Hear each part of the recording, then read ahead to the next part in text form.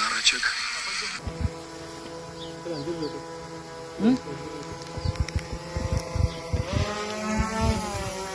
This is how the members of the partisan movement were engaged in aerial reconnaissance and were destroying enemy forces during the Russian occupation of the Kharkiv region.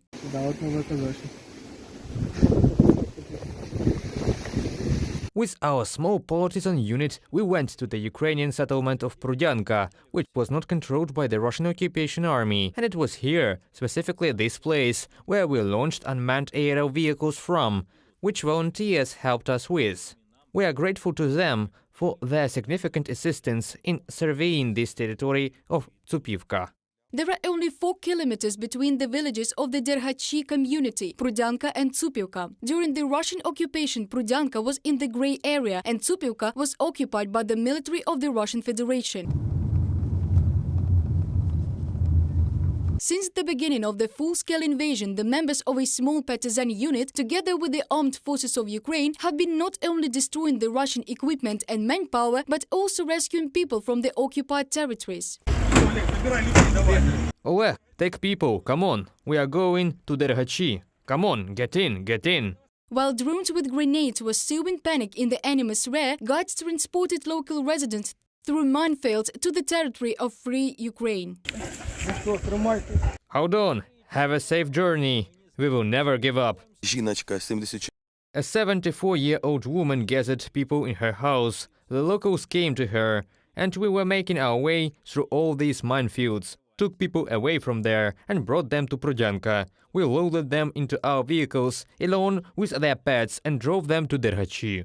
The Russian invaders failed to occupy Derhachi. The headquarters of the resistance movement was located there in the local palace of culture. The Russian military destroyed the building to smithereens with heavy artillery. The people who were helping the armed forces of Ukraine had no fear. The head of the Derhachi military administration says they called the headquarters and reported important information from the occupied territory.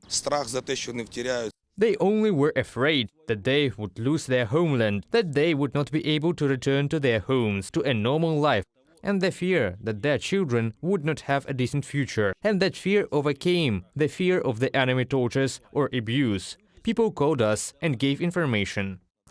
These were dugouts. That checkpoint, that fortified area that we stormed, these were Russian dugouts, trenches, there were a lot of them. The brothers Yaroslav and Vladislav are also members of the partisan movement. They remember that it all started with humanitarian aid to the armed forces of Ukraine. Then they were searching for information, launching drones and repairing abandoned Russian equipment. They delivered captured Russian tanks to the Ukrainian military.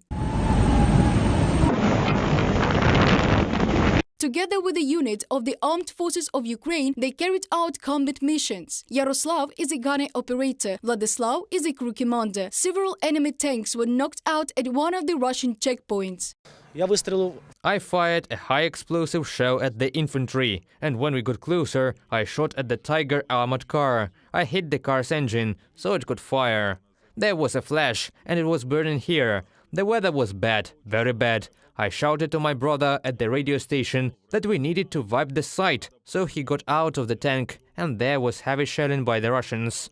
But he got out to the waist and wiped my site with his hand. Then brothers with their entire squad were ambushed. The Russian occupiers began to shell them with heavy guns. Their tank was all hit with shrapnel, but they managed to move to a safe distance and everyone survived. When they hit from large caliber artillery, there were thoughts like, guys, we will probably stay here forever. It was very close. They shelled us. And you clearly understand that they are shelling specifically you. After the liberation of the Kharkiv region by the armed forces of Ukraine, both brothers went to serve in the border guard detachment, and now already in military uniform, they continue to liberate Ukrainian land. Reported by Diana Kolesnik, Nadia Sukharukova, UATV News.